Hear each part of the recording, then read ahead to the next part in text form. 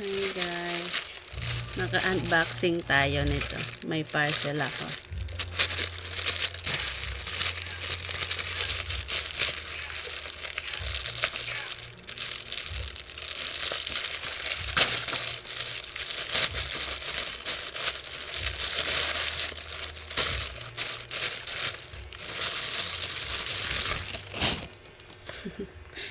Bumbilya to. Ano siya? Letobon ang ano niya. Brand. Super bright. Mura lang nito guys. Kaya tinlay ko lang umorder sa ano halagang 18 pesos.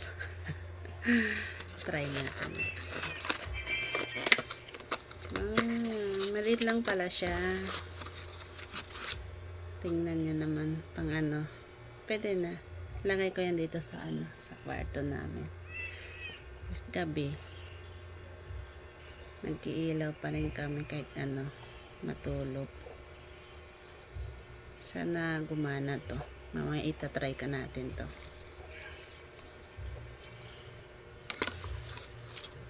Pipe watch lang pala nito. Okay.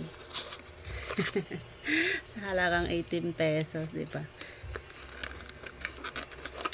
So, ngayon, kwentuhan tayo. I finished. Okay.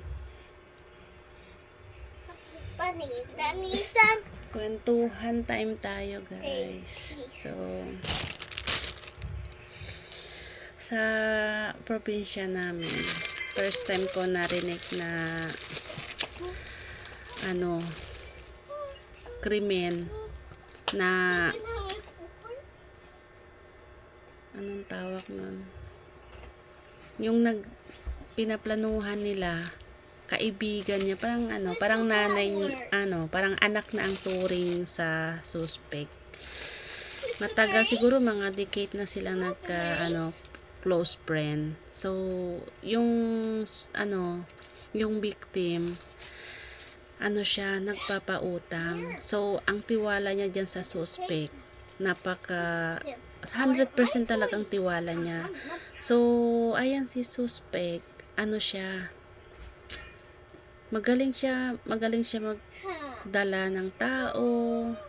So, nakikita, taga roon lang sa amin, pero hindi ko siya close. Kakilala niya ng nanay ko doon kasi makatabi lang sila. Ano, parang sa harap ata ng tindahan ng nanay ko. Ngayon, ang suspect, ano pala siya, may kalaguyo, ganun. May kabit siya. Niloloko niya lang yung asawa niya. Yung asawa niya kasi parang ano pa, parang kamag-anak ata namin, side sa mother ko. Yun. Nakakilala niya yung kabit niya. Tapos, may ano pala, may bisyo yung kabit niya. Siguro, binibrainwash siya. Maghahanap ng yung medyo may kaya, mapera, gato. Tapos, yun ang pinaplano nila. Papasukin yung bahay. So, yung suspect kasi, may access siya doon sa bahay ni, ano niya, ni victim, yung namatay. Siya ang may access. Kahit man ibang tao hindi pwede mamasok sa bahay.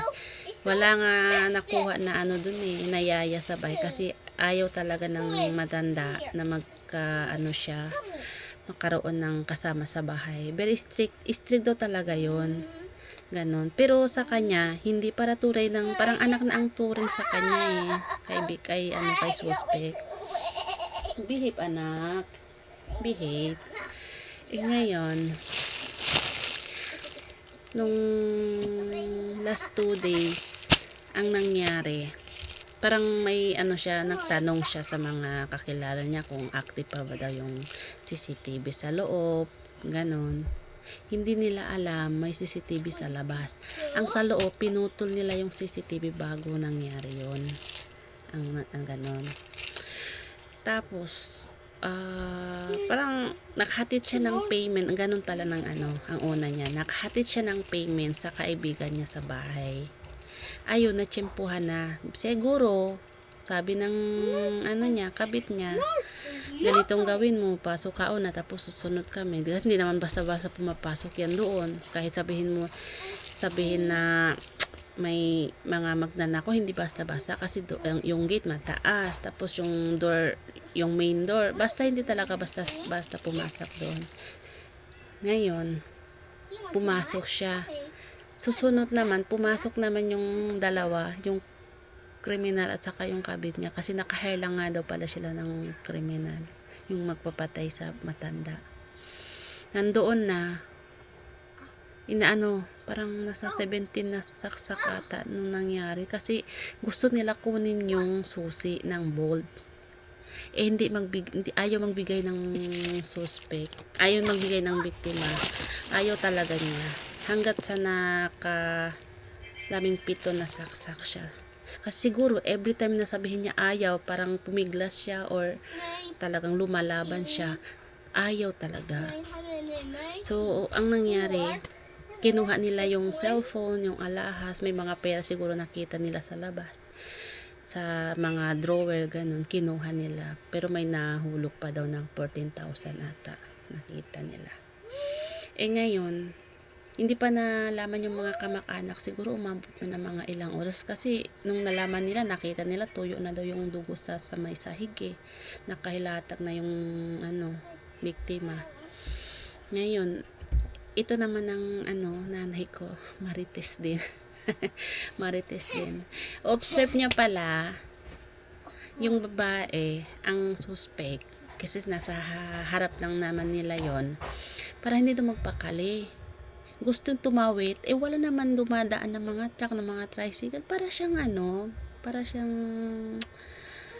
parang siya na tawag nun, para wala siya sa tamang pag-iisip, ganun. Hindi siya kung uupo siya, mamaya tatayo na naman, tapos kung maglalakad daw siya, tapos mamaya babalik na, parang ganun. Hindi siya mapakali talaga, para nawala siya sa isip niya.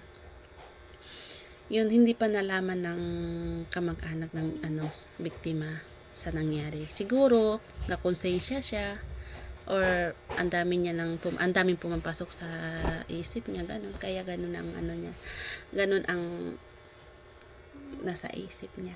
Pero pag nung nalaman na yun, kasi pumunta doon isang kamag-anak, tumawag, hindi naman daw sumasagot, kaya pinilit na nila, binuksan yung pinto. Ayun, nakikita nila nandiyan na nakalatag na tuyo na ang dugo ng biktima. Pagkagabi, nahuli na siya, kasi nga na open nila yung CCTV sa labas, kasi sa loob wala silang nakita, blanco talaga. Sa labas, ang babae ang nauna pumasok, tapos siya ang last na lumabas ng bahay. Kaya diretso ang mga pulis na imbestigahan siya. Ayun, paiba-iba yung statement niya, kaya nahuli siya. At maya-maya, siguro yung konsensya niya, hindi na siya na pagpigil pa, na umamin na talaga siya about dyan sa krimen, sa nangyari. May plano talaga sila, may balak talaga sila. Ilang araw na nila pinaplano yun. So ang nangyari, umamin siya. Tinatanong sa kanya yung mga pulis kung gaano-ano mo ba yung yung dalawang suspect na kasama mo. Yung isa pala kabit niya, kirida niya yun. Yung isa, hinair lang pala nila yun na kriminal. Hinair lang nila, binayaran nila. Akala ng mga pulis, syempre tumakas na kasi ilang oras na. Ang laking talaga nila ng tiwala dyan sa babae, kasi sabi okay lang, hindi malalaman yan, ganito ganyan, kasi walang nakikita, walang CCTV, ganun. Pero ilang oras din pagkatapos yung investigation sa babae, nahuli din yung dalawa. Ngayon, pareho silang nakuhugas ng kamay, kasi ganito ganyan, kung hindi nang dahil sa'yo, ikaw nagpaplano, ganito ganyan, may porsyento pa daw sila sa komisyon, parang ganun. Kung makukuha nila lahat yung pera, parang may komisyon yung babae, ganun. Kung hindi nang dahil sa babae, na putang inang babae na yan, hindi hindi talaga mangyayari yun. Kasi siya lang ang may access sa bahay. Siya ang tagahatid ng mga bayat. Siya bayat ng mga tao, ganun. Tapos siya lang pumapasok sa bahay. Tapos nagbabanding sila pati yung suspect. Sila lang. Okay. Sige na anak. Sila lagi sila nagbabanding. 'Di ba? Sino ba akalain? Parang makapatid, parang anak na ang turing sa suspect. Tapos yan lang ang ano niya, ang gagawin niya, patayin niya na walang dahilan ng dahil sa pera, sa nagsilaw siguro siya sa pera. Kasi medyo ano yan, may ano tawag nun, parang may inggit. Inggit ang ano dun eh, ang punot dulo. Nainggit siguro siya kasi hindi naman magpaplano yung lalaki. Kasi wala namang kaalam-alam yung lalaki doon eh. Paano siya pa makakapasok doon? Siya lang ang may alam. Kaya siya ang mastermind ngayon. Walang iba kundi siya ang mastermind. Mabubulok siya sa kulungan. Talaga. Parang ngayon lang talaga sa buong buhay ko, matanda na. Ilang taon na ako ngayon, 35 na ako ngayon. Ngayon lang talaga nangyari sa lugar namin. 'Di ba? Hindi ko pa kasi nandito ako sa malayo.